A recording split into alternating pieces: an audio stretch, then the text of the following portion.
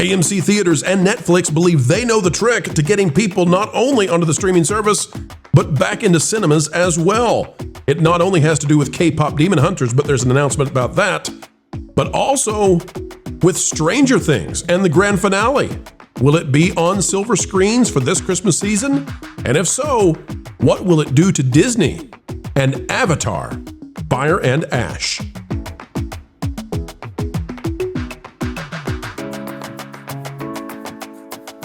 Hello, folks. Welcome back. It is a dandy of a day because you've come our way. We're so thankful to see you right here. And if you've not yet subscribed to the channel, well, we're working hard to earn that action. Ladies and gentlemen, traction is being gained by Netflix and AMC as they aim to transform perhaps the holiday season with Stranger Things going up head-to-head, a grand finale versus Avatar, Fire and Ash.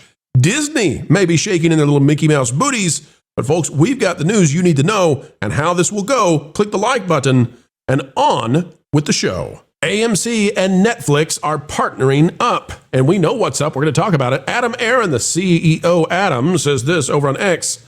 This is real news. Real news announced yesterday, AMC and Netflix. Quote, Netflix, the world's largest streaming service, and AMC Entertainment, the world's largest theater chain, have jointly decided to work together. This new cooperation will start this Halloween weekend. AMC will show Netflix's most popular movie in its history, K-pop Demon Hunters. It will play on approximately 400 AMC screens across its theaters in the US and Europe. Wish they would increase that. I think it'd be better for them. While the two companies have not had a commercial relationship in recent years, both Netflix and AMC are intrigued by the mutually beneficial opportunities that could arise from this and future collaboration. Discussions are underway as to what that may entail, but no further details are being shared at this time. Now, ladies and gentlemen, you may remember that that Netflix has a real problem in their hands with K-pop Demon Hunters, the sequel. And the reason for that is Sony wants it in theaters. Netflix is not inclined to put it in theaters because every time it's on a silver screen, those are eyeballs not watching Netflix.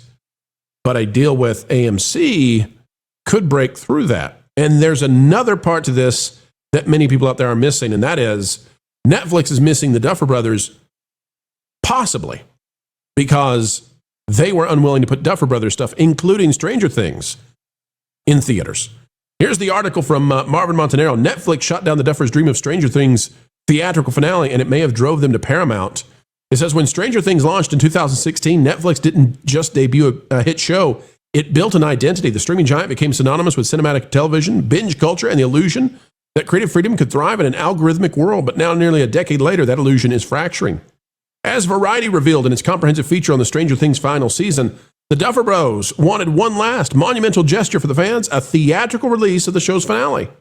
They imagined millions of viewers sharing the end of Hawkins together on the big screen, hearing that iconic synth theme echo through theaters across the world, but Netflix said no. I don't want to go any further. I just want to ask the question, Vash. I'm starting to get the feeling that maybe that's an ask that now Netflix can say yes to. And I'm thinking that this AMC deal, maybe we're spoiling this a little bit. I now expect, I don't just suspect, I expect, although we're in rumor territory here, I expect Netflix to put the Stranger Things finale in theaters, probably for Christmas. That is a huge deal. If that happens, it actually could impact, to some degree, Avatar, Fire and Ash. And this might be the beginning of a beautiful relationship. I don't know that it brings the Duffer Brothers back because contracts have been signed, but this could be a sign of the times that Netflix is now ready to play ball with theaters in a way that they had not been before, all to try to secure the Hollywood types who they want their stuff on the big screens, including Sony with K-pop. But first, let's start with Stranger Things. Vash, your thoughts on whether or not this is now inevitable? Oh, I think so. Yeah. I mean, look, a lot of these creatives, as you pointed out there, they want their product on the big screen. They want their products to play theatrically because I think they have this kind of understanding that it just hits different culture when you have that happen. And obviously, too, it's a director's or a filmmaker's dream to actually have that movie or film or whatever on playing in theaters. So I think a lot of people are attracted to that. I think if Netflix is receiving the feedback that, like, look, listen, if you want me to work with you, this is what you have to do for me, then it makes sense to do a deal with AMC, something that's, I think, from their end of the ledger is a little bit more profitable for them, does not obviously hurt their business streaming wise and so forth. I think the K-pop Demon Hunters run is going to be limited markets. What I'm going to be interested to see is if Netflix actually reveals the numbers associated with these releases, because I think when we were reporting on the K-pop Demon Hunter story and how it was just taking over theaters, the one thing that we didn't have was the reported figures. If they actually report the figures that these films are actually making in theaters, I think that's going to be really something. And to have a relationship with creatives going forward, saying, hey, look, listen, you know what? We won't be necessarily opposed to putting your films or products in theatrically. That's a big move right here, because now that makes Netflix a major player in the theatrical game, which I think studios like maybe Paramount or Disney were hoping that wasn't going to be the case. Turns out it might be. Culture, how does this affect Disney if Netflix starts releasing things like K-pop Demon Hunters 2 in theaters? I mean, that would be a frozen killer. Yeah, and that's the problem, is you're going to see a lot of creators, filmmakers, Vash suggested, that will work for Netflix who normally wouldn't, because they are going to get to see their creations make it to the big screen. And Disney just is so controlling of the people that they hire. They literally cast directors to do things. So this would really wreck a lot of Disney theatrical releases. You mentioned, K-pop will definitely shatter something like Frozen or something similar. You're going to see a lot of these things. Could you imagine like a Chris Hemsworth movie, this Extraction movie that makes it to theaters now, or something like that? Disney can't compete. The volume of creatives that Netflix are working with. Vash. There's a lot of people working with Netflix, on one or two projects, or Guillermo del Toro producing, I think, Frankenstein for Netflix, and there's a couple of others that are like super noteworthy. And it's like, listen, Netflix is willing to give me the budget, which some of these studios aren't necessarily, right? And if they're willing to give me a theatrical run, why wouldn't I go with them? I don't think they're also too. They're not as meddling as I've seen. At least I don't think they are, as some of the other studios out there. Tom, I could be wrong about this, but if Netflix is going to give me the creative freedom and the altitude to fly, why not? Well, I'll take that one in place of Tom. What I would say here is that there's already a need for more cinematic releases in theaters that will drive people. I have never understood why the big distributors lately have tried to go head to head with one another when it's not necessary. We saw that repeatedly in the last year. Netflix getting in there, though. Just think about how this.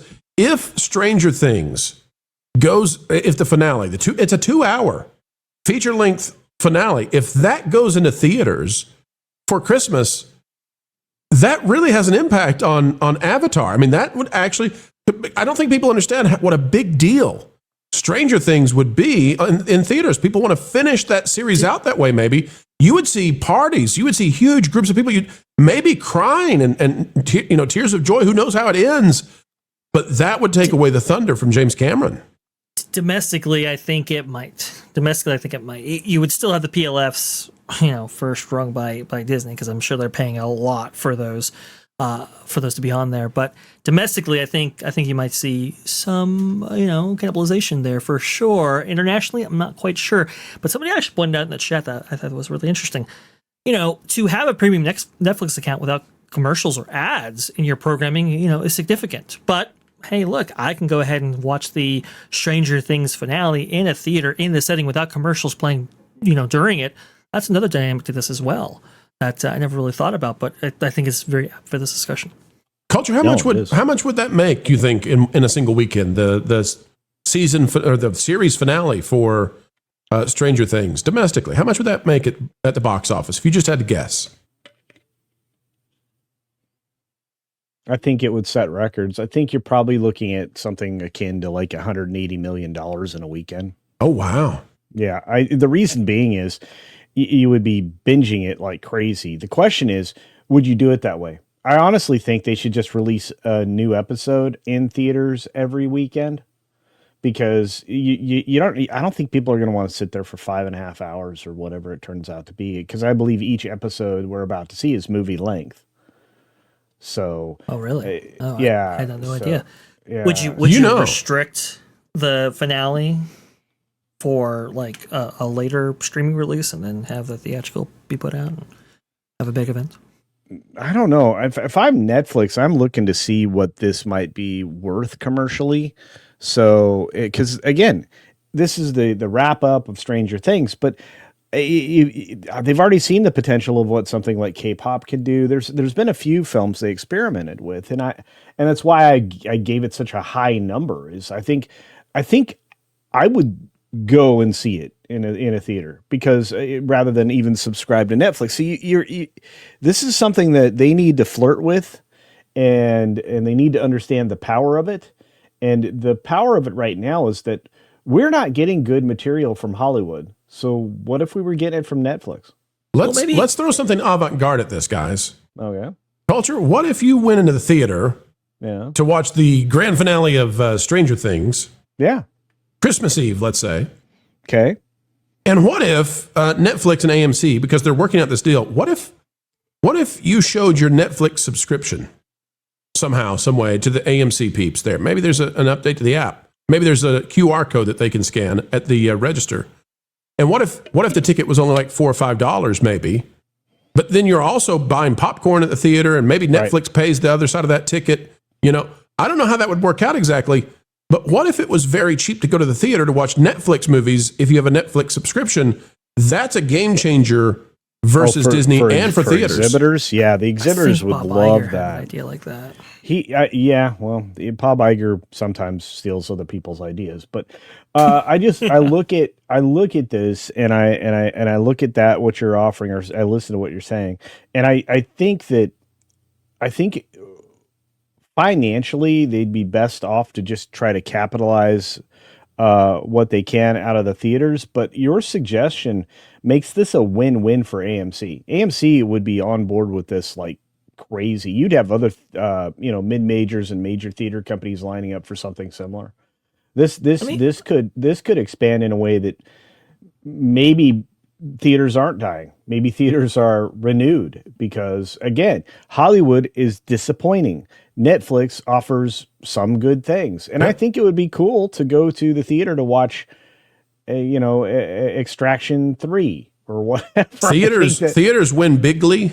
Yes, if they've got the biggest screen, and you can go use your Netflix account to go watch it at the big screen. Yeah. And there's some sort of money. Yeah, I support ketchup pop hunters.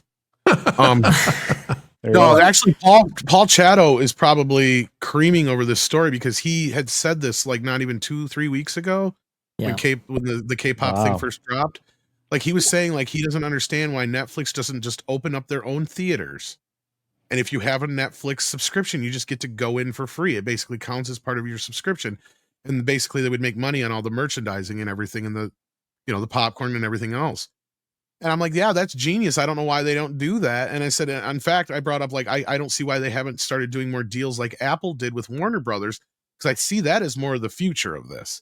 That's what makes sense for a lot of these studios with the streamers to work together so that both of them are making money on each end, right? So, like, it makes more sense on everybody's behalf. Go ahead. And there's nothing stopping Netflix from doing a 3D version of K-pop Demon Hunters, stuff like that either. Go ahead, Vash. How much money would K-pop Demon Hunters have made, if we rewind the clock back a little bit here, if it was given a traditional theatrical release with a decent marketing budget? Super Mario Brothers movie money. Yeah. So that's the opportunity cost that you're foregoing when you don't. 1.5 to 1.7 billion is probably where it would have landed. Yeah. I mean, it would have been huge, right? And I think we all agree that would have been huge. So you got to think, like, I think Netflix they might be looking at some of those figures and saying, "Oh, if we were to provide just even a modest traditional release for these films, the returns could definitely, I don't know, outweigh our inhibitions on the theatrical model. It's very interesting. It could definitely upend the entire industry for sure.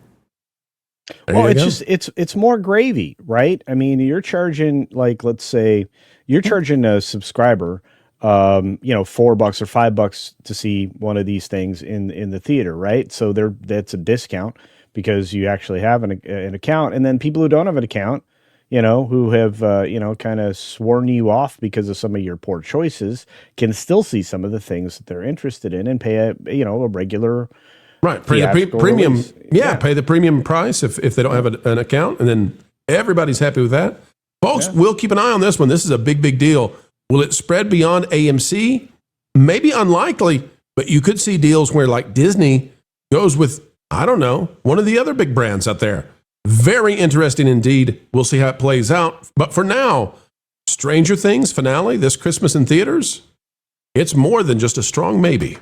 Folks, it's time to bid you adieu, but we hope that you will help us anew. And that is, we're only asking you click that like button. Share, subscribe, click it, stick it to those algorithms.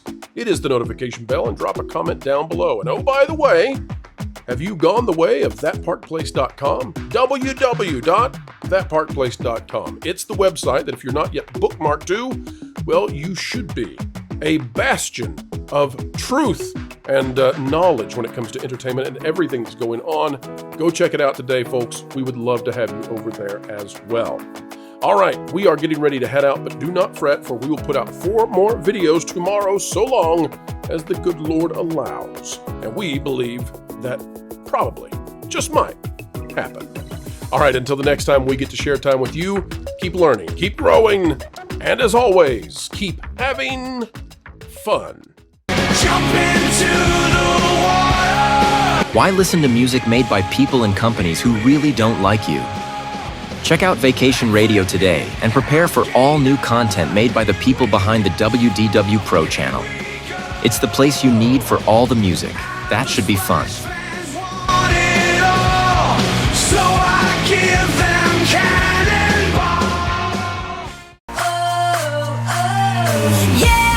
Hundreds of songs, every genre you can imagine.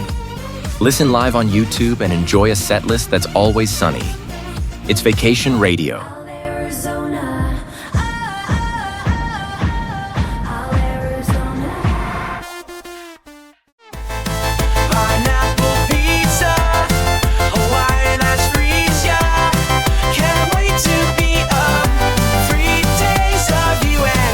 What are you waiting for? Every WDW Pro video has a link to Vacation Radio in the video description.